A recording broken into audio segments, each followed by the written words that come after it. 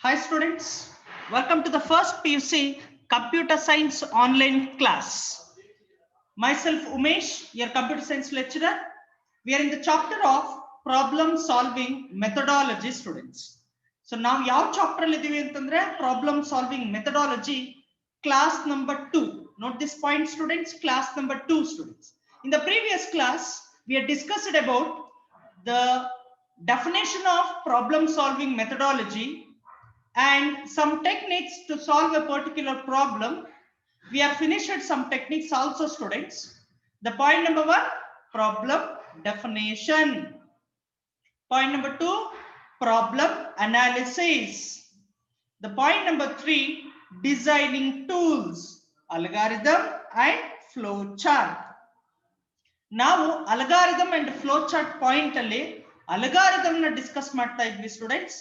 It is a step-by-step procedure to solve a problem. That is called algorithm. Algorithm ಅಲ್ಲಿ advantages or characteristics, disadvantages and some examples of algorithm ನ discuss ಮಾಡಿದ್ವಿ. ಬನ್ನಿ students, ಈಗ ಕೆಲವೊಂದು examples algorithm ಅಲ್ಲಿ ನೋಡ್ಕೊಂಡು next topic ಗೆ ಹೋಗೋಣ. ಸೊ ಎಲ್ಲರ ಮೈಂಡ್ ಫ್ರೆಶ್ ಆಗಿದೆ ಅಂತ ತಿಳ್ಕೊಂಡಿದ್ದೀನಿ.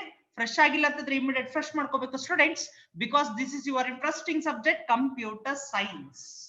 ಬನ್ನಿ ಸ್ಟೂಡೆಂಟ್ಸ್ ನೋಡೋಣ. The question is design an algorithm to calculate the simple interest given the principal and rate and time. ನೋಡಿ ಸ್ಟೂಡೆಂಟ್, ಸಿಂಪಲ್ ಇಂಟ್ರೆಸ್ಟ್ ನ ಫೈಂಡ್ ಔಟ್ ಮಾಡಬೇಕು. ಸಿಂಪಲ್ ಇಂಟ್ರೆಸ್ಟ್ ಫೈಂಡ್ ಔಟ್ ಮಾಡಬೇಕು ಅಂತಂದ್ರೆ ನಮ್ಮ ಹತ್ರ ಏನಿರ್ಬೇಕು? Principal amount, rate of interest and time students. So simple interest ಅಂತಂದ್ರೆ idea ಬಂತ?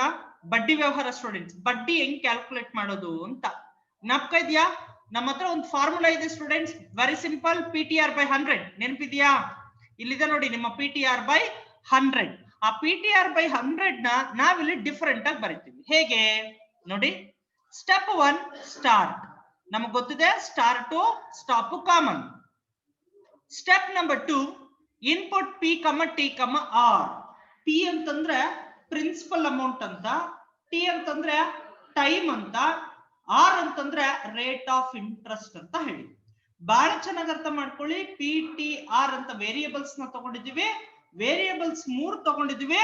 3ರಲ್ಲಿ P ಅಂತಂದ್ರೆ ಏನು? ಪ್ರಿನ್ಸಿಪಲ್ ಅಮೌಂಟ್ ಅಂತ ತಗೊಳ್ತೀವಿ. T ಅಂತಂದ್ರೆ ಏನು? ಟೈಮ್ ಅಂತ ತಗೊಳ್ತೀವಿ.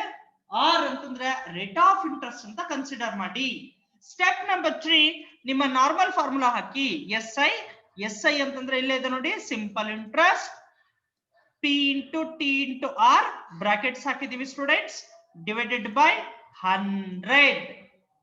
ಅಲ್ಲಿಗೆ ನೀವು ಎಷ್ಟು ಕೊಟ್ಟಿರ್ತೀರಾ? ಲೈಕ್ 1000 ಅಂತ ತಿಳ್ಕೊಳ್ಳೋಣ.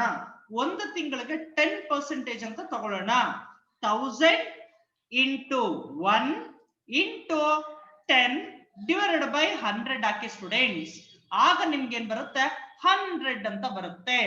ಸೊ ನಿಮ್ಮ 100 ಅನ್ನೋದು ಸಿಂಪಲ್ ಇಂಟ್ರೆಸ್ಟ್ ಆಗುತ್ತೆ. Output SI. ನಮ್ಮ ಹತ್ರ P ಹತ್ರ ಪ್ರಿನ್ಸಿಪಲ್ ಅಮೌಂಟ್ ಮಾತ್ರ ಇರುತ್ತೆ, T ಹತ್ರ ಟೈಮ್ ಮಾತ್ರ ಇರುತ್ತೆ, R ಅಂತಂದ್ರೆ ರೇಟ್ ಆಫ್ ಇಂಟ್ರೆಸ್ಟ್ ಮಾತ್ರ ಇರುತ್ತೆ. ಬಟ್ ಸಿಂಪಲ್ ಇಂಟ್ರೆಸ್ಟ್ ಕ್ಯಾಲ್ಕುಲೇಟ್ ಆಗೋದು PTR/100 ಅಂತ ಹೇಳಿ ಇಲ್ಲಿಂದ ಕ್ಯಾಲ್ಕುಲೇಟ್ ಆಗಿ SI ಒಳಗಡೆ ಬರುತ್ತೆ. Output SI. And step number 5 stop.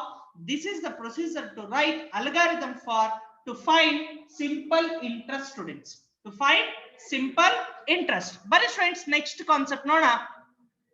Design an algorithm to find the greatest of two numbers.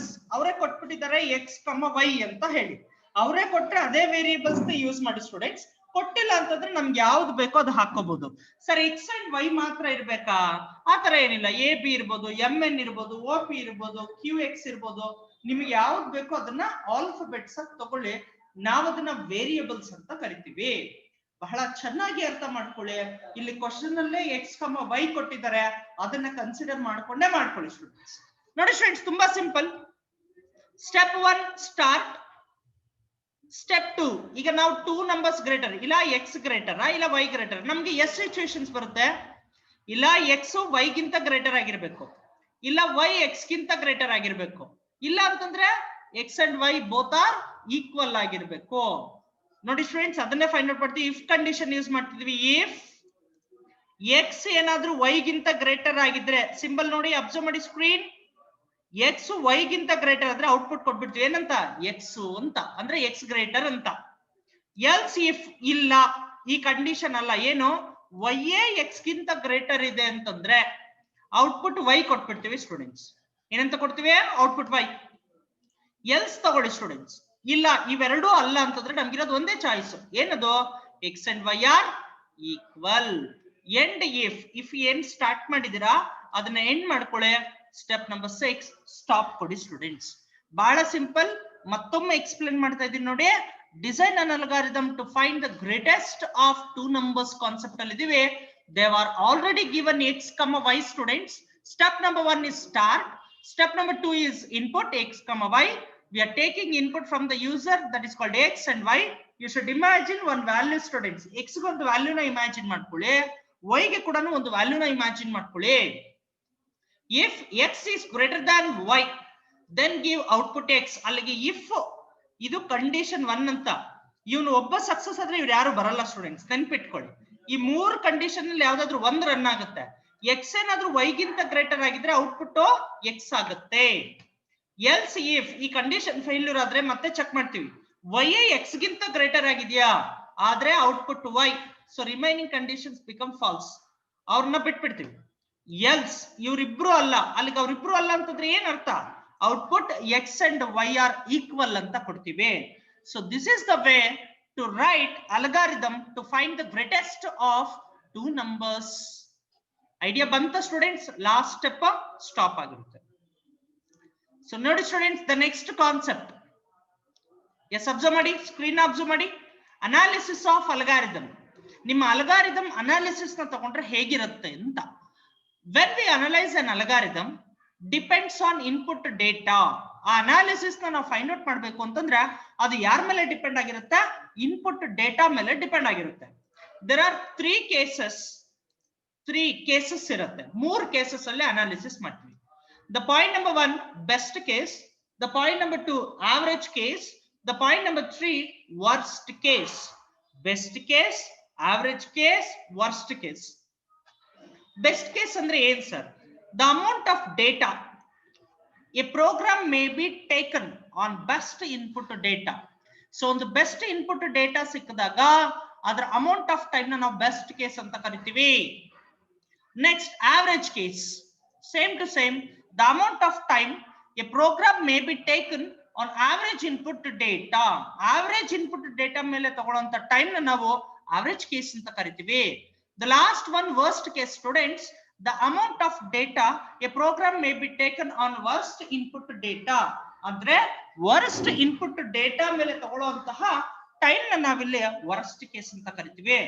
This is about the analysis of an algorithm. In analysis of algorithms we are having 3 types. One is called best case, another one is called average case, the last one is called worst case. Idea banta? Let's come to the next definition students. Observe screen. Ellara concentration illirli students. The concept is time space trade off. Yavdidu? Time space trade off. Yen sir higandre time space trade off antandre nodi students, ಎರಡು situation ಇರುತ್ತೆ. ಏನು? One algorithm may require more space but less time to complete its execution. ಕೆಲವೊಂದು ಅಲ್ಗಾರಿದಮ್ಗೆ more memory ಬೇಕಾಗುತ್ತೆ, memory space, but time execution time ಕಡಿಮೆ ಬೇಕಾಗುತ್ತೆ. In ಕೆಲವು ನೋಡೋಣ. While the other algorithm require less memory space but more time to complete it execution. Reverse order. ಇಲ್ಲೇನಾಗುತ್ತೆ, less memory space and more time for execution. ಈ ತರದನ್ನ ನಾವೇನಂತ ಕರಿತೀವಿ, time space trade of ಅಂತ ಹೇಳ್ತೀವಿ. ಬಹಳ ಚೆನ್ನಾಗಿ ಅರ್ಥ ಮಾಡ್ಕೊಳ್ಳಿ. One algorithm may require more space but less time to complete its execution, while the other algorithm require less memory space but more time to complete its execution. It is called time space trade off. ಅಂದ್ರೆ ಒಂದು ಅಲ್ಗಾರಿದಮ್ಗೆ ಎರಡು shaded ಇರುತ್ತೆ. ಕೆಲವು algorithms more memory ತಗೊಳ್ತಾರೆ, less execution time ತಗೊಳ್ತಾರೆ. ಕೆಲವು algorithms opposite, ಏನು, less memory space more time for execution ತಗೊಳ್ತಾರೆ. ಈ ತರ ವೇರಿಯೇಷನ್ ಇರೋದನ್ನ ನಾವು ಟೈಮ್ ಸ್ಪೇಸ್ ಟ್ರೇಡ್ ಆಫ್ ಅಂತ ಹೇಳ್ತೀವಿ. ಐಡಿಯಾ ಬಂತ students? Come to the next concept. ಯಾವ್ದು? Pseudo code. The next concept is pseudo code ಅಂತ ಹೇಳ್ತೀವಿ. ಏನು ಈ ಸೆಡೋ ಕೋಡ್ ಅಂತಂದ್ರೆ ಹೇಗಿರುತ್ತೆ ಸೆಡೋ ಕೋಡ್? ಅಬ್ಸರ್ವ್ ಮಾಡಿ students. A description of the flow and logic of the program written in plain language that express each of the programs is called pseudocode. ಬಹಳ ಚೆನ್ನಾಗಿ ಅರ್ಥ ಮಾಡ್ಕೊಳ್ಳಿ. A description of the flow and logic of the program. ಒಂದು program ನ flow ಮತ್ತು logic ನ written in plain language, ಕೆಲವು plain language ನ ಯೂಸ್ ಮಾಡಿಕೊಂಡು ಬರೆದಾಗ ನಾವು ಅದನ್ನ ಸೆಡೋ ಕೋಡ್ ಅಂತ ಕರಿಬೇಕು. ಸೆಡೋ ಕೋಡ್ ಅಂತಂದ್ರೆ ಪ್ಲೈನ್ ಲ್ಯಾಂಗ್ವೇಜಸ್ ಇಂದ ಪ್ರೋಗ್ರಾಮ್ಸ್ ಬರೆದ್ರೆ. ಪ್ಲೈನ್ ಲ್ಯಾಂಗ್ವೇಜಸ್ ಅಂತಂದ್ರೆ ತುಂಬಾ ಸಿಂಪಲ್. ನಿಮ್ಮ ಇಂಗ್ಲಿಷ್, ಸಮ್ ಅದರ್ ಲ್ಯಾಂಗ್ವೇಜಸ್ ನ ನಾವಿಲ್ಲಿ ಪ್ಲೈನ್ ಲ್ಯಾಂಗ್ವೇಜ್ ಅಂತ ಕರಿತೀವಿ. ಅಂದ್ರೆ ತಪ್ಪುಗಳು ಇರಬಹುದು ಅಂಡ್ ಅದು ಲಾಜಿಕ್ ಇಲ್ಲದೆ ಇರಬಹುದು ಸರಿಯಾಗಿ. ಬಟ್ ನಮಗೆ ಮೊದಲಿಗೆ ನಮಗೆ ಅರ್ಥ ಆಗಿರೋ ತರ ಬರ್ಕೊಂಡಿರೋಂತ ಕೋಡಿಂಗ್ ನ ನಾವು ಸೆಡೋ ಕೋಡ್ ಅಂತ ಕರಿಬೇಕು. ಸೆಡೋ ಕೋಡ್ ಅಂತಂದ್ರೆ ತುಂಬಾ simple. A description of the flow and logic of the program written in a plain language that express each of the programs is called pseudocode. Idea ಬಂತ? ಇಲ್ಲಿಗೆ ನಿಮ್ಮ ಅಲ್ಗಾರಿದಮ್ ಮುಗಿಯುತ್ತೆ ಸ್ಟೂಡೆಂಟ್ಸ್. ತುಂಬಾ simple ನೋಡ್ಕೊಳ್ಳಿ. Algorithm designing tools ಅಲ್ಲಿ ಇದೀವಿ ನಾವು. Actually the problem solving methodologies are problem definition complete ಮಾಡಿದೀವಿ. Clearly understand by the user. ನೆನಪಿರ್ಲಿ.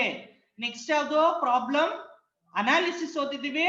Nothing but we should get requirements of the program. ಏನೇನ್ ರಿಕ್ವೈರ್ಮೆಂಟ್ ಇದೆ, ಲೈಕ್ ಇನ್ಪುಟ್, ಔಟ್ಪುಟ್, ಮೆಮೊರಿನ, program, ಅದನ್ನ problem analysis ಅಂತ ಕರಿತೀವಿ.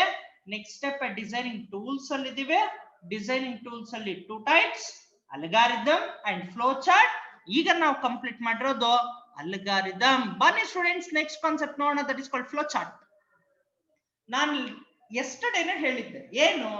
ಫ್ಲೋ ಚಾರ್ಟ್ ಅಂತಂದ್ರೆ ಡಯಾಗ್ರಾಮ್ಗಳು, algorithm ಅಂತಂದ್ರೆ step by step ಪ್ರೊಸೀಜರ್ಗಳು ಅಂತ. ನೆನಪಿದೆಯಾ? ಸೇಮ್ ಕಾನ್ಸೆಪ್ಟ್ ನ ಮತ್ತೆ ಎಕ್ಸ್ಪ್ಲೇನ್ ಮಾಡ್ತಾ ಇದೀನಿ ನೋಡಿ. ಇನ್ ಡೆಪ್ತ್ ಆಗಿ ಫ್ಲೋ ಚಾರ್ಟ್ ಬಗ್ಗೆ ತಿಳ್ಕೊಳ್ಳೋಣ. ಬನ್ನಿ ಸ್ಟೂಡೆಂಟ್ಸ್, ಮತ್ತೊಮ್ಮೆ ನಿಮ್ಮ ಮೈಂಡ್ ಫ್ರೆಶ್ ಆಗ್ಲಿ. ಬನ್ನಿ ಸ್ಟೂಡೆಂಟ್ಸ್, ಹೊಸ ಕಾನ್ಸೆಪ್ಟ್ ನೋಡೋಣ. Flow chart. A flow chart is a graphical representation of an algorithm. ಇದು ಏನಾಗುತ್ತೆ ಅಂತಂದ್ರೆ ನಿಮ್ಮ ಫ್ಲೋ ಚಾರ್ಟ್ ಅನ್ನೋನು it is a graphical representation of an algorithm. ಏನ್ ನೀವು ಅಲ್ಗಾರಿದಮ್ ಅಂತ ಬರೀತೀರಾ ಅದನ್ನ ಗ್ರಾಫಿಕಲ್ ರೆಪ್ರೆಸೆಂಟೇಷನ್, ಡಯಾಗ್ರಾಮ್ಸ್ ಅಲ್ಲಿ ಪಿಕ್ಟೋರಿಯಲ್ ರೆಪ್ರೆಸೆಂಟೇಷನ್, ಪಿಕ್ಚರ್ ರೆಪ್ರೆಸೆಂಟೇಷನ್ ಅಂತ ಹೇಳ್ತೀವಿ. ಅಂದ್ರೆ ನೀವ್ ಏನ್ ಪ್ರೊಸೀಜರ್ ನ ಬರ್ದಿದ್ದೀರಾ ಅದನ್ನ ಒಂದು ಡಯಾಗ್ರಾಮ್ ಅಲ್ಲಿ ನಾವು ಎಕ್ಸ್ಪ್ಲೈನ್ ಮಾಡಿದಾಗ ಅದನ್ನ ನಾವು ಫ್ಲೋ ಚಾರ್ಟ್ ಅಂತ ಕರಿಬೇಕು. Flow chart place an important role in the programming of a problem and helpful in understanding the logic of program. Flowchart plays an important role in the programming of a problem. Flowchart ಅನ್ನೋದು problems ಗೆ ತುಂಬಾ important. Helpful ಕೂಡ. ಹೇಗೆ? Understanding the logic of the program.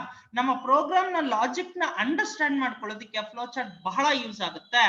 Once the flowchart is drawn, it becomes easy to write in any high level language. ಒಂದು ಸಾರಿ ನೀವು flowchart ನ ಬರ್ದಿದ್ದೀರಾ ಅಂತಂದ್ರೆ, ಅದು ಕ್ರಿಯೇಟ್ ಆಗಿದೆ ಅಂತಂದ್ರೆ, ನೀವು ಹೈ ಲೆವೆಲ್ ಲ್ಯಾಂಗ್ವೇಜಸ್ ಅಲ್ಲಿ ಪ್ರೋಗ್ರಾಮ್ಸ್ ನ ಬರೆಯೋದು ಬಹಳ ಈಸಿ. ಅಂದ್ರೆ ಕಂಪ್ಲೀಟ್ ನಾವು ಫ್ಲೋಚಾರ್ಟ್ ಅಲ್ಲಿ ತಿಳ್ಕೋಬಹುದು ಅಂತ. ಐಡಿಯಾ ಬರ್ತಾ ಇದೆಯಾ? ಬನ್ನಿ students, same to same advantages of flowchart. ನಿಮ್ಮ ಅಲ್ಗಾರಿದಮ್ ಕೂಡ ಅಡ್ವಾಂಟೇಜಸ್ ನೋಡಿದೀವಿ, ಇಲ್ಲೂ ಕೂಡ ನೋಡೋಣ. ಏನೇನ್ advantages? Flowcharts are easy to understand. So flowchart ನಮ್ಗೆ ಅಡ್ವಾಂಟೇಜ್ ಏನು ಅಂತಂದ್ರೆ, ನಮ್ಗೆ ಅದರಿಂದ ಉಪಯೋಗ ಏನು ಅಂತಂದ್ರೆ ಬಹಳ ಈಸಿಯಾಗಿ ಅರ್ಥ ಆಗುತ್ತೆ. It is easy to convert in to the program. So algorithm ಬರದಾಗ್ಲೇ ನಮ್ಗೆ ಗೊತ್ತು ಅಲ್ಗಾರಿದಮ್ ಫ್ಲೋಚಾರ್ಟ್ ಆಗ್ಬೇಕು, ಆಮೇಲೆ ಅದು ಪ್ರೋಗ್ರಾಮ್ ಆಗೋದು. ನಾವು ಫ್ಲೋಚಾರ್ಟ್ ನ ಬರ್ದಿದೀವಿ ಅಂತಂದ್ರೆ ಪ್ರೋಗ್ರಾಮ್ ಆಗಿ ಕನ್ವರ್ಟ್ ಮಾಡೋದು ಬಹಳ easy. It is independent of programming language. Same to same point. Algorithm ಅಲ್ಲೂ ಇಂಡಿಪೆಂಡೆಂಟ್ ಅಂತ ಓದಿದೀವಿ, ಇಲ್ಲೂ ಕೂಡ ಓದಿದೀವಿ. Flowchart is also one of the independent of programming language. It is easy to debug as every step has got its own logical sequence. It is easy to debug. ಅಂದ್ರೆ ನಾವು mistakes ನ find out ಮಾಡೋದು ಬಹಳ easy students. Debug ಮಾಡೋದು ಬಹಳ easy ಅಂತ. Each and every step has got its own logical sequence. So logical sequence ಅಂತ ಏನಿರುತ್ತೆ ಅಂದ್ರೆ ಸ್ಟೆಪ್ ಬೈ ಸ್ಟೆಪ್ ಏನಿರುತ್ತೆ ನಿಮ್ಮ ಡಯಾಗ್ರಾಮು, ಅದರಲ್ಲಿ ಕೂಡ ಮಿಸ್ಟೇಕ್ಸ್ ನ ಫೈಂಡ್ ಮಾಡೋದು ಬಹಳ ಈಸಿ ಅಂತ. It shows all major parts of the program. ನೀವು ಫ್ಲೋ ಚಾರ್ಟ್ ಡೆವಲಪ್ ಮಾಡಿದಿರ ಅಂತಂದ್ರೆ ಫ್ಲೋ ಚಾರ್ಟ್ ನೋಡಿದ ತಕ್ಷಣ ಗೊತ್ತಾಗ್ಬಿಡುತ್ತೆ ಎಲ್ಲ ಮೇಜರ್ ಪಾರ್ಟ್ಗಳು ಯಾವ್ಯಾವ್ದು ಎಲ್ಲೆಲ್ಲಿದೆ ಅಂತ. These are all advantages of flow chart. ಮತ್ತೊಮ್ಮೆ ಹೇಳ್ತಾ ಇದ್ದೀನಿ ಸ್ಟೂಡೆಂಟ್ಸ್, ಚೆನ್ನಾಗಿ ಅರ್ಥ ಮಾಡ್ಕೊಳ್ಳಿ. Flow charts are easy to understand. It is easy to convert it into a program. It is independent of programming language. It is easy to debug as every step has got its own logical sequence. It shows all major parts of the program. Bunny students, next concept nona, that is called disadvantages of flowchart. ಅಲ್ಲಿಗೆ flow charts ಅಲ್ಲಿ ಕೂಡ ಅನಾನುಕೂಲಗಳು ಅಂತ ಇದೆ. ಏನೇನು ಅನಾನುಕೂಲಗಳು? It is time consuming. ನಾವು algorithm ಅಲ್ಲೂ ಕೂಡ ಸೇಮ್ ಕಾನ್ಸೆಪ್ಟ್ ಓದಿದ್ವಿ. ಏನು? ಇಟ್ ಈಸ್ ಟೈಮ್ ಕನ್ಸ್ಯೂಮಿಂಗ್ ಅಂತ. ಎಸ್, ಅಲ್ಲಿ ಸ್ಟೆಪ್ ಬೈ ಸ್ಟೆಪ್ ನ ಬರಿತೀವಿ, ಅಲ್ಲೂ ಟೈಮ್ ತಗೊಳುತ್ತೆ. ಇಲ್ಲಿ ಡಯಾಗ್ರಾಮ್ಸ್ ಬರಿಬೇಕು, ಆಸ್ ಇಟ್ ಈಸ್ ಟೈಮ್ ತಗೊಳುತ್ತೆ. It is time consuming and it requires the uses of number of symbols to represent. ಇಲ್ಲೇನಾಗುತ್ತೆ, ತುಂಬಾ ಸಿಂಬಲ್ಸ್ ಬರುತ್ತೆ ಸ್ಟೂಡೆಂಟ್ಸ್. ನೀವು ಯಾವ್ಯಾವ್ದಕ್ಕೆ ಯಾವ್ಯಾವ್ದೋ ಡಯಾಗ್ರಾಮ್ಸ್ ಬರೆಯೋ ಹಾಗಿಲ್ಲ. ಆ ಏನ್ ಸಿಂಬಲ್ಸ್ ಇರುತ್ತೆ ಅದನ್ನ ಯೂಸ್ ಮಾಡ್ಕೊಂಡು ಮಾತ್ರನೇ ಮಾಡ್ಬೇಕಾಗತ್ತೆ. The represented of complex or difficult logic is difficult in a flowchart. Yes, ನೀವು ತುಂಬಾ ಕಷ್ಟವಾಗಿರುವಂತಹ ಪ್ರೋಗ್ರಾಮ್ಸ್ ಗೆ ಫ್ಲೋ ಚಾರ್ಟ್ಸ್ ನ ಬರೆಯೋದು ಬಹಳ ಕಷ್ಟ. ನಥಿಂಗ್ ಬಟ್ ಜಾಸ್ತಿ ಲೈನ್ಸ್ ಇದೆ ಸರ್, 60 ಲೈನ್ಸ್ ಇದೆ ಸರ್ ನನ್ನ ಪ್ರೋಗ್ರಾಮ್, ಫ್ಲೋ ಚಾರ್ಟ್ ಹೆಂಗೆ 60 ಲೈನ್ಸ್ ಗಿಂತ ಜಾಸ್ತಿ ಬರುತ್ತೆ ಡಯಾಗ್ರಾಮು. ಐಡಿಯಾ ಬಂತ? So the representation of complex logic is difficult in a flow chart. Complex ಅಂತಂದ್ರೆ ಡಿಫಿಕಲ್ಟ್, ಕಷ್ಟ ಅಂತ. ಕಷ್ಟವಾಗಿರೋ ಲಾಜಿಕ್ ಗೆ ಫ್ಲೋ ಚಾರ್ಟ್ಸ್ ನ ಡೆವಲಪ್ ಮಾಡೋದು ಬಹಳ ಕಷ್ಟ. ಐಡಿಯಾ ಬರ್ತಾ ಇದೆಯಾ? So this are all called some advantages and disadvantages of flowchart. ಗೊತ್ತಾಯ್ತಾ ಸ್ಟೂಡೆಂಟ್ಸ್? ಬನ್ನಿ ಇನ್ನ ಫ್ಲೋ ಚಾರ್ಟ್ ಹೇಗಿರುತ್ತೆ ಅಂತ ನೋಡೋಣ. ಎಸ್, ಇಲ್ಲಿದೆ ನೋಡಿ ನಿಮ್ಮ ಫ್ಲೋ ಚಾರ್ಟ್. ನೋಡಿ different symbol students, screen observe ಮಾಡಿ. ಸಿಂಬಲ್ಸ್ ಇದೆ, ನೀವು ಯಾವ್ಯಾವ್ದಕ್ಕೆ ಯಾವ್ಯಾವ್ದನ್ನ ಯೂಸ್ ಮಾಡೋ ಹಾಗಿಲ್ಲ. ಯಾವ ಸಿಂಬಲ್ ಏನಕ್ಕೋಸ್ಕರ ಯೂಸ್ ಆಗುತ್ತೆ ತಿಳ್ಕೊಂಡಿರ್ಬೇಕು. ಅದೇ ಸಿಂಬಲ್ ನೇ ಆ ಪ್ಲೇಸ್ ಅಲ್ಲಿ ಯೂಸ್ ಮಾಡ್ಬೇಕು. ನೋಡಿ ಹೇಗಿದೆ, ಒಂದೊಂದೊಂದೊಂದ್ ತರ ಸಿಂಬಲ್. ಐಡಿಯಾ ಬಂತ? ಒಂದ್ ಕಡೆ ಬರ್ಕೊಂಡ್ರು ನಿಮ್ಗೆ ಬಹಳ ಯೂಸ್ ಆಗುತ್ತೆ. ಎಕ್ಸಾಮ್ ಅಲ್ಲಿ ಡೈರೆಕ್ಟ್ ಕ್ವಶನ್ ಕೇಳ್ತಾರೆ, ಏನು ರೈಟ್ ದ ಫ್ಲೋ ಚಾರ್ಟ್ ಅಂತ ಹೇಳ್ಬಿಟ್ಟು ಒಂದು ಕ್ವಶನ್ ಇದ್ದೇ ಇರುತ್ತೆ ಸ್ಟೂಡೆಂಟ್ಸ್. ನೋಡಿ ಸಿಂಬಲ್ಸ್ ಬರೋಣ ಅಂಡ್ ದೆನ್ ಪರ್ಪಸ್ ಬರೋಣ ಸ್ಟೂಡೆಂಟ್ಸ್. ಒಂದು ಸಿಂಬಲ್ಸ್ ಜೊತೆಗೆ ಅದ್ರ ಪರ್ಪಸ್ ಏನೇನಕ್ಕೆ. ನೋಡಿ ಈ ಸಿಂಬಲ್ ಇದೆ, ಎಕ್ಲಿಪ್ ಸಿಂಬಲ್ ಅಂತ ಕರಿತೀವಿ ನಾವು. ಇದನ್ನ ಕರಿಯೋದಷ್ಟೇ, ತುಂಬಾ simple. So terminal start to stop, ಅಲ್ಲಿಗೆ ಸ್ಟಾರ್ಟ್ಗೂ ನೀವು ಇದೇ ಸಿಂಬಲ್ ಯೂಸ್ ಮಾಡ್ಬೇಕು, ಸ್ಟಾಪ್ಗೂ ಇದೇ ಸಿಂಬಲ್ ಯೂಸ್ ಮಾಡ್ಬೇಕು. ಗೊತ್ತಾಯ್ತಾ? Beginning and end. ಐಡಿಯಾ ಬಂತ? ನೋಡಿ ಸ್ಟೂಡೆಂಟ್ಸ್ ತುಂಬಾ ಸಿಂಪಲ್. ಇಲ್ಲಿದೆ ನೋಡಿ simple. This is for input or output. ಇನ್ಪುಟ್ಗೂ ಇದೇ ಸಿಂಬಲ್ ಯೂಸ್ ಮಾಡಿ, ಔಟ್ಪುಟ್ಗೂ ಇದೇ ಸಿಂಬಲ್ ಯೂಸ್ ಮಾಡಿ. ಅಲ್ಲಿಗೆ ಏನೇ ಡಿಸ್ಪ್ಲೇ ಮಾಡ್ತಾ ಇದ್ದೀರಾ ಅಂತಂದ್ರೆ ಇದೇ ಸಿಂಬಲ್ ಯೂಸ್ ಮಾಡ್ಬೇಕು. Second one. ಥರ್ಡ್ ಒನ್ ಬರೋಣ, ಪ್ರೊಸೆಸಿಂಗ್. ನೋಡಿ rectangle, 2 sides are equal. Idea ಬಂತ? This is for processing. ನೆನ್ಪಿಟ್ಕೊಳ್ಳಿ, ಈಕ್ವಲ್ಸ್ ಗೆ ನಾವು ಇದನ್ನೇ ಯೂಸ್ ಮಾಡ್ತೀವಿ. ಯಾವ್ದಕ್ಕೆ? ಈಕ್ವಲ್ಸ್. ಈಕ್ವಲ್ಸ್ ಅಂತ ಬಂತ ಇದೇ ಸಿಂಬಲ್ ಹಾಕಿ ಪರವಾಗಿಲ್ಲ. ನೋಡಿ students, next preparation, that is called looping. Loops ಅಂತ ಬರುತ್ತೆ, I'll explain it students. So in the further class, so we are having 3 types of loops. One is called for loop, another one is called while loop, another one is called do while loop. For loop, while loop, do while loop. Preparation looping ಅಂತ ಕರಿತೀವಿ. ಆ loops ಬಂದಾಗ ನಾವು ಇದೇ symbol ನ use ಮಾಡಬೇಕು, ನೆನಪಿಟ್ಕೊಳ್ಳಿ. So this is called diamond symbol students. So decision or branching ಅಂತ ಕರಿತೀವಿ. Nothing but if ಅಂತ ಅವಾಗಲೇ ಓದಿದ್ವಲ್ಲ, if x, y, else if y greater than x ಅಂತ ಸಿಚುವೇಶನ್ಸ್ ಅಲ್ಲಿ ನಾವು ಯಾವ್ದನ್ನ ಯೂಸ್ ಮಾಡ್ಬೇಕು? ಡೈಮಂಡ್ ಸಿಂಬಲ್ ನ ಯೂಸ್ ಮಾಡ್ಬೇಕು, ನೆನಪಲ್ಲಿ ಇಟ್ಕೊಳ್ಳಿ. ಸೊ ನೆಕ್ಸ್ಟ್ ಇದನ್ನ ನಾವು ಫಂಕ್ಷನ್ ಅಂತ ಕರಿತೀವಿ students. So pre defined process ಅಂತ ಕರಿತೀವಿ. ನಥಿಂಗ್ ಬಟ್ ಫಂಕ್ಷನ್ಸ್ ಅಂತ ನೀವು ನೆನ್ಪಿಟ್ಕೊಳ್ಳಿ. ಆ ಫಂಕ್ಷನ್ಸ್ ಬಂದಾಗ ಈ ಸಿಂಬಲ್ ಯೂಸ್ ಮಾಡ್ತೀವಿ. ನೋಡಿ, ಒಂದಕ್ಕಿಂತ ಒಂದು ಸಿಂಬಲ್ ಡಿಫ್ರೆಂಟ್ ಇದೆ. C students, it is called round. Round ಏನಕ್ಕೆ ಯೂಸ್ ಮಾಡ್ತೀವಿ ಅಂದ್ರೆ ಕನೆಕ್ಟರ್ ಅಂತ ಕರಿತೀವಿ. ಒಂದ್ ಕಡೆಯಿಂದ ಇನ್ನೊಂದ್ ಕಡೆ ಕನೆಕ್ಷನ್ ಬೇಕು ಅಂದ್ರೆ, ಈಗ ಫ್ಲೋ ಚಾರ್ಟ್ 2 ಪೇಜ್ ಬರುತ್ತೆ. ಒಂದ್ ಪೇಜ್ ಅಲ್ಲಿ ಎಂಡ್ ಆಯ್ತು ಅಂದ್ರೆ ಕನೆಕ್ಟರ್ ಕೊಡಬೇಕು, ನೆಕ್ಸ್ಟ್ ಪೇಜ್ ಅಲ್ಲಿ ಮತ್ತೆ ಕನೆಕ್ಟರ್ ನ ಕನೆಕ್ಟ್ ಮಾಡ್ಕೊಂಡು ಆಮೇಲೆ ಫ್ಲೋ ಚಾರ್ಟ್ ಸ್ಟಾರ್ಟ್ ಮಾಡ್ಬೇಕು. ಆ ತರ ಡಿಫ್ರೆಂಟ್ ಸಿಚುವೇಶನ್ ಅಲ್ಲಿ ಯೂಸ್ ಮಾಡ್ತೀವಿ. And this is called flow direction students. Left, so up, down and write. So 4 directions ಇದೆ. ಇದನ್ನ ನಾವು ಫ್ಲೋ ಡೈರೆಕ್ಷನ್ಸ್ ಅಂತ ಕರಿತೀವಿ. ನೆನಪಲ್ಲಿ ಇಟ್ಕೊಳ್ಳಿ, ಮತ್ತೆ ತೋರಿಸ್ತಾ ಇದ್ದೀನಿ ನೋಡಿ student symbol. It's very very very very important for your entire first PUC computer science. 1 or 2 questions flow chart ಬಂದೇ ಬರುತ್ತೆ. ಸಿಂಬಲ್ಸ್ ನ ಬಹಳ ಚೆನ್ನಾಗಿ ನೆನಪಿಟ್ಕೊಳ್ಳಿ. This is called eclipse. Eclipse general ಆಗಿ ನಾವು ಸ್ಟಾರ್ಟ್ ಟು ಸ್ಟಾಪ್ ಯೂಸ್ ಮಾಡ್ತೀವಿ. This is for input and output. This is for processing. ನೀವು ಮೈಂಡ್ ಅಲ್ಲಿ ಇಟ್ಕೋಬೇಕಾದ್ರೆ ಈಕ್ವಲ್ಸ್ ಅಂತ ಇಲ್ಲೇ ಹಾಕ್ಬಿಡ್ತೀನಿ ರೀ. ಸೊ ಜನರಲ್ ಆಗಿ ನಾವು ಯಾವ್ದಕ್ಕೋಸ್ಕರ ಯೂಸ್ ಮಾಡ್ಬೇಕು, ಇದನ್ನ ಈಕ್ವಲ್ಸ್ ಅಂತ ಬಂದ್ರೆ ಅಲ್ಲಿ ಯೂಸ್ ಮಾಡ್ತಾ ಇರ್ತೀವಿ. ಸೊ ಹಾಗೆ ನೋಡಿ, this is for loops, for loop, while loop, do while loop. This is for if condition, while condition students, branching ಅಂತ ಕರಿತೀವಿ. So this is for pre defined processes ಅಂತ ಹೇಳ್ತೀವಿ. ಪ್ರೀ ಡಿಫೈನ್ಡ್ ಪ್ರೊಸೆಸ್ ಅಂದ್ರೂ ಒಂದೇ, can call it as functions. So ನಿಮ್ಮ function ಅಂತಾನೆ ಒಂದು chapter ಇದೆ, ಅಲ್ಲಿ explain it later. So then connector. So even round symbol students connections ಗೋಸ್ಕರ ಯೂಸ್ ಆಗುತ್ತೆ. So this is called flow directions, left, right, up, down. So ಇದನ್ನ ನಾವು flow charts ಅಂತ ಕರೆಯುವಂಥದ್ದು. ಮೈಂಡ್ ಅಲ್ಲಿ ಕಾನ್ಸೆಪ್ಟ್ ಚೆನ್ನಾಗಿ ನೆನಪಿಟ್ಕೊಳ್ಳಿ. ಬನ್ನಿ ಫ್ಲೋ ಚಾರ್ಟ್ಸ್ ಹೇಗೆ ಯೂಸ್ ಆಗುತ್ತೆ, ಹೇಗೆ ನಾವು ಒಂದು ಫ್ಲೋ ಚಾರ್ಟ್, ಒಂದು ಡಯಾಗ್ರಾಮ್ ನ ಬರೆಯೋದು ಅಂತ ನೋಡೋಣ. ಎಸ್, ಲಾಸ್ಟ್ ಕ್ಲಾಸ್ ಅಲ್ಲಿ ಇದನ್ನ ನೋಡಿದ್ರೆ ನೆನಪಿದ್ಯಾ? Design and flow chart, design a flow chart to display your college name ಅಂತ ಇದೆ. ನಾವು ಇದೇ question design an algorithm to display your college name, ಇಲ್ಲಿ ಅಲ್ಗಾರಿದಮ್ ಬರ್ದಿದ್ದೀನಿ ನಾನು. ಇಲ್ಲಿ ನಿಮಗೆ ಗೊತ್ತಾಗ್ಲಿ ಅಂತ ಮಾತ್ರ ಬರ್ದಿದ್ದೀನಿ ಸ್ಟೂಡೆಂಟ್ಸ್. ಬಹಳ ಚೆನ್ನಾಗಿ ನೆನ್ಪಿಟ್ಕೊಳ್ಳಿ. ನಿಮ್ಗೆ ಎಕ್ಸಾಮ್ ಅಲ್ಲಿ ಏನಾದ್ರು ಡೈರೆಕ್ಟ್ ಕ್ವಶನ್ ಫ್ಲೋ ಚಾರ್ಟ್ ಅಂತ ಕೇಳಿದ್ರೆ ಟೆನ್ಷನ್ ಏನ್ ಬೇಡ, ಡೈರೆಕ್ಟ್ ಆಗಿ ಫ್ಲೋ ಚಾರ್ಟ್ ನ ಮಾತ್ರ ಬರೀರಿ. No need to write algorithm. ನಾನು ನಿಮ್ಗೆ ಎರಡು ಗೊತ್ತಾಗ್ಲಿ ಅಂತ ಸ್ಟಾರ್ಟಿಂಗ್ ಅಲ್ಲಿ ಅಲ್ಗಾರಿದಮ್ ನ ಬರ್ದಿದ್ದೀನಿ ಅಷ್ಟೇ. ಸೊ ಸ್ಟೆಪ್ ನಂಬರ್ 1 ಏನ್ ಕೊಡ್ಬೇಕು, ನೀವು ಸ್ಟಾರ್ಟ್ ಕೊಡ್ಬೇಕು. ಸ್ಟೆಪ್ ನಂಬರ್ 2 ಏನ್ ಕೊಡ್ಬೇಕು, ಪ್ರಿಂಟ್ ಕೊಡ್ಬೇಕು.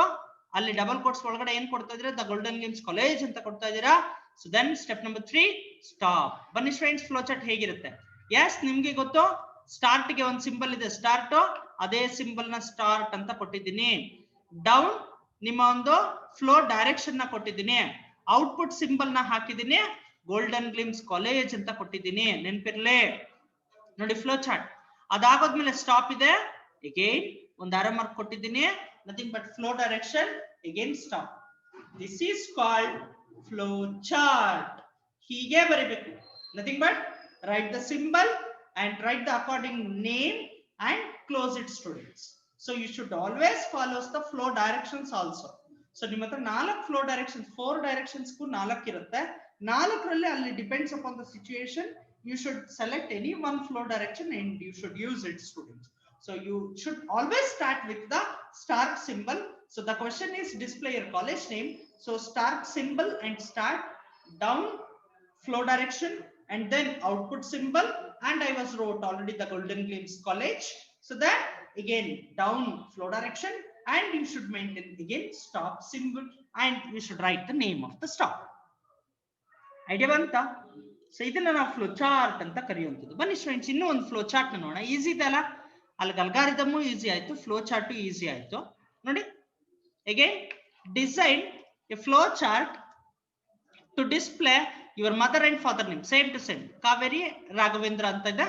ನಾನು ನೆನ್ನೆನೆ ಹೇಳಿದ್ದೀನಿ, ನೀವು ಬರೆಯುವಾಗ ನಿಮ್ಮ ತಾಯಿಯ ಹೆಸರು, ನಿಮ್ಮ ತಂದೆಯವರ ಹೆಸರನ್ನ ಬರ್ಕೊಳ್ಳಿ ಅಂತ. As it is start, print, Kaveri and Raghavendra, stop. C students, the flow chart tumba simple. Start ge start symbol and the output symbol Kaveri and Raghavendra and the stop symbol. Got an idea? This is about the flow chart of to display mother and father name. Is it clear?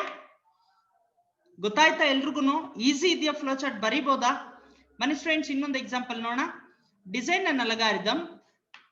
So make it as flow chart. Design a flow chart to find the addition of 2 numbers. So addition of 2 numbers ನೆನ್ನೆ ನೋಡಿದ್ವಿ. Algorithm explain ಮಾಡ್ತಾ ಇದ್ದೀನಿ ನೋಡಿ. Start, input a, b, total is equal to a plus b, output total, stop. Sir ಇದಕ್ಕೆ ಹೆಂಗ್ sir ಬರುತ್ತೆ flow chart? ಎಲ್ಲರೂ screen ನ ನೋಡಿ ಸ್ಟೂಡೆಂಟ್ಸ್, ತುಂಬಾ ಈಸಿ. ಸ್ಟಾರ್ಟ್ ಗೆ ಅಗೇನ್ ಸ್ಟಾರ್ಟ್ ಸಿಂಬಲ್ ಹಾಕಿದ್ದೀನಿ. Input a, b, input symbol use ಮಾಡಬೇಕು ನೋಡಿ. ಟೋಟಲ್ ಈಕ್ವಲ್ಸ್ ಇದೆ, nothing but processing, third symbol, processing symbol ಹಾಕ್ಬೇಕು. ಜೊತೆಗೆ ಔಟ್ಪುಟ್ ಇದೆ, ಔಟ್ಪುಟ್ ಟೋಟಲ್, ಔಟ್ಪುಟ್ ಸಿಂಬಲ್ ಹಾಕಿದ್ದೀನಿ. ಜೊತೆಗೆ ಸ್ಟಾಪ್ ಇದೆ, ಅಗೇನ್ ಸ್ಟಾಪ್. ನೋಡಿ ಸ್ಟೂಡೆಂಟ್ಸ್, ಝೂಮ್ ಕಡಿಮೆ ಮಾಡ್ತಾ ಇದ್ದೀನಿ ಅಷ್ಟೇ ಸ್ಟೂಡೆಂಟ್ಸ್, ಒಂದೇ ಸ್ಕ್ರೀನ್ ಅಲ್ಲಿ ನಿಮ್ಗೆ ಕಾಣಿಸ್ಲಿ ಅಂತ. ಎಸ್, ಈಗ ಕಾಣಿಸ್ತಾ ಇದೆ ನೋಡಿ. Start to input A comma B, input symbol, total equals A plus B, nothing but processing symbol, output total. So total ಏನಾಗಿರುತ್ತೆ ಆ ಟೋಟಲ್ ಅನ್ನೋದನ್ನ ನಾವು ಔಟ್ಪುಟ್ ನ ಕೊಡ್ತಾ ಇದೀವಿ using output symbol and then stop symbol. So ಇಷ್ಟನ್ನ ನೀವು correct ಆಗಿ ಬರ್ದಿದ್ದೆ ಆದ್ರೆ it may appear for 3 marks, it may appear for 5 marks students. Question may different, ಇದೇ question ಬರುತ್ತೆ ಅಂತಲ್ಲ ನಾವು. We cannot guess algorithm and flowchart question. ಯಾವ್ದಾದ್ರೂ algorithm ಕೊಡ್ಬೋದು, ಯಾವ್ದಾದ್ರೂ flowchart ಕೊಡ್ಬೋದು. ಸ್ವಲ್ಪ ಮೈಂಡ್ ಅಲ್ಲಿ ಯೋಚನೆ ಮಾಡ್ಬಿಟ್ಟು ಆನ್ಸರ್ ಬರೆದ್ರೆ ಈಸಿಯಾಗಿ ನಿಮ್ಮ ಮಾರ್ಕ್ಸ್ ಅನ್ನೋದು ಸಿಗುತ್ತೆ ಸ್ಟೂಡೆಂಟ್ಸ್. ಐಡಿಯಾ ಬಂತಾ? This is about your flowchart and remaining concept shall we discuss in next class. Next class ಅಲ್ಲಿ ಡಿಸ್ಕಸ್ ಮಾಡ್ಕೊಳ್ಳೋಣ. ಬನ್ನಿ ಸ್ಟೂಡೆಂಟ್ಸ್, ಒಂದು ರೌಂಡ್ ಹಾಕೊಂಡು ಬರೋಣ. ಇವತ್ತು ಏನೇನ್ ಸ್ಟಡಿ ಮಾಡಿದ್ವಿ ಅಂತ. Yes, come with me. ಏನೇನ್ ಸ್ಟಡಿ ಮಾಡಿದ್ವಿ ಸ್ಟೂಡೆಂಟ್ಸ್ ನೆನಪಿದ್ಯಾ? ಎಸ್, ನಾವಿವತ್ತು 2 ಎಕ್ಸಾಂಪಲ್ಸ್ ನೋಡಿದ್ವಿ. ಮತ್ತೆ ಅಲ್ಗಾರಿದಮ್ ಅಲ್ಲೇ to find simple interest, algorithm ಇಲ್ಲೇ ಇದೆ. And to find addition of 2 numbers, sorry greatest of 2 numbers x, y, and then analysis of an algorithm, best case, average case, worst case, time space trade-off, one simple definition, pseudocode, one simple definition, and we have started flowchart. The nothing but flowchart definition, advantages of flowchart, disadvantages of flowchart, and very important exam direct symbols keltare nenapirli. Some symbols and their purpose of flowchart, and we are familiar with 3 examples: to display college name, to display mother and father name, and to find addition of 2 numbers. So ನಿಮ್ಮ ಯಾವುದೇ subject ಅಲ್ಲಿ ನಿಮಗೆ highest marks ಬರಬೇಕಾ? Very simple students. ಚೆನ್ನಾಗಿ hard work ಮಾಡಿ, ಬರ್ದು practice ನ ಮಾಡಿ. ಪ್ರತಿ ಸಬ್ಜೆಕ್ಟ್ ಪ್ರತಿ ಕಾನ್ಸೆಪ್ಟ್ ನ ಚೆನ್ನಾಗಿ ಅರ್ಥ ಮಾಡ್ಕೊಳ್ಳಿ. ಡೌಟ್ಸ್ ಇರೋದ್ರ ನಿಮ್ಮ ಲೆಕ್ಚರರ್ಸ್ ಹತ್ರ ಕ್ಲಾರಿಫೈ ಮಾಡ್ಕೊಳ್ಳಿ. Effort never failures, honesty is key to success. ನಾನು ನಿಮ್ಮ Umesh sir students. Thank you so much.